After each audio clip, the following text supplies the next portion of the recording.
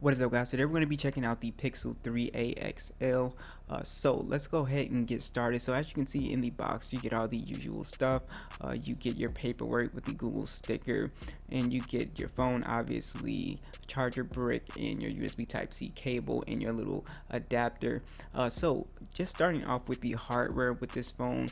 First off, it's a a $400 phone, so it's kind of a mid-ranger device, but it actually looks pretty good. They cut corners here because this does have the flagship camera, which we will talk about, but they cut corners. It's a plastic phone, but it definitely has a good weight to it, and it does not feel bad in the hand at all. It actually still feels like a pretty solid device. I really like the design on here with the little orange power button. You do have stereo speakers, which we will talk about, USB Type-C. You also have a headphone jack up top. Now, as far as the feel in the hand, it's a little wide, but it's not as wide as something like the LG V35.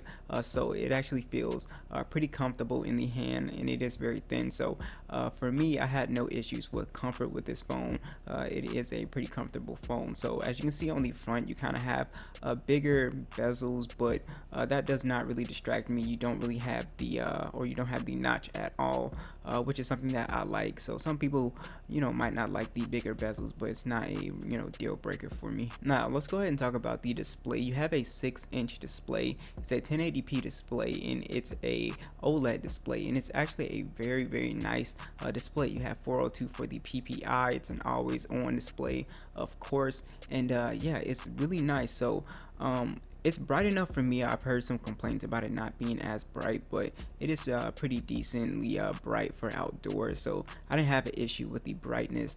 But the display just gives off some very vibrant and nice colors, and it just makes watching content really awesome on here. Plus you don't get the notch like most phones have these days. So as far as the display, I really like it. Now this phone came with Android 9, but it's upgradable to Android 10, and of course it's upgradable to Android 11. So what I love about these Pixel phones is that you get really good updates. You'll always get the latest version of Android fairly fast. Actually, is something that I really like with these Pixel phones.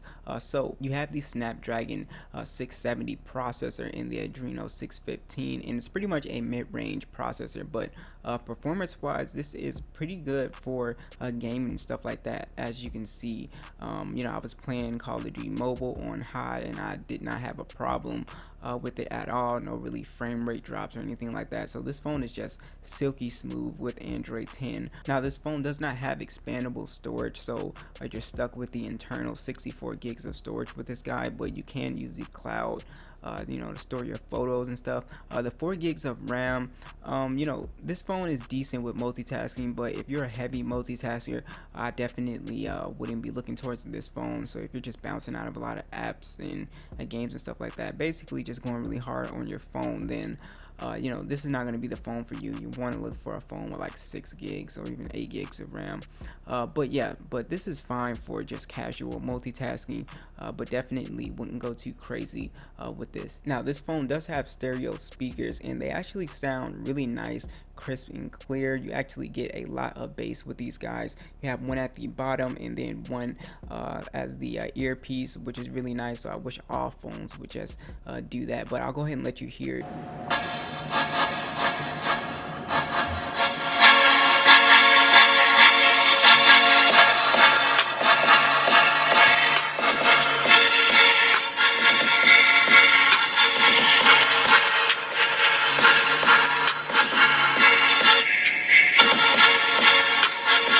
So as you can hear, some pretty awesome sounding speakers. So this phone does have a Bluetooth 5.0 and NFC on board for your mobile payments, which is really nice. The fingerprint scanner on the back works pretty well, so no issues with that. You can actually use the little fingerprints gesture, swiping down from it, to be able to get your notification tray to pull down, which I think is really cool. Now the cameras on this phone are pretty good. So you only have one camera actually. It's a 12 megapixel sensor, 12.2 megapixel sensor.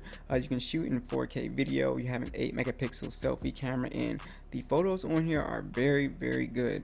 I was really impressed with the color accuracy of these photos and just the cleanness of these photos and overall dynamic range. I was able to get some pretty nice shots. You can even get some pretty decent shots where the lighting isn't that great.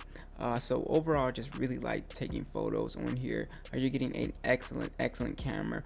Basically competes with a lot of flagship phones, as you can see. So it's just very awesome cameras.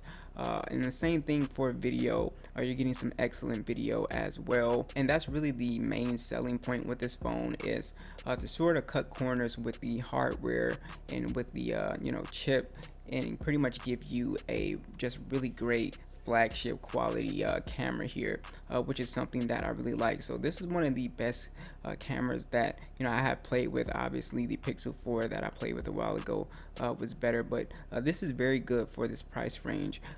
It's not a whole bunch of phones that can compete with this. When it came out, it was $400, and it's pretty much stayed at that price point, I think, because of how excellent the camera is. You also have a 3700 milliamp battery with 18-watt fast charging.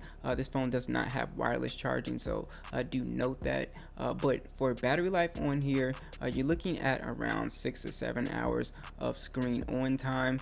So that is pretty much what it's looking like, and that's pretty good for a day. It's not the best that we've seen on the channel, but pretty decent for just getting through a full day, so you won't have an issue with this phone. So overall, just a pretty solid phone. We're going to do some comparisons with this guy as well, just to check it out, how it compares to some other phones that I have. So be sure to watch, and I will catch you guys in the next one.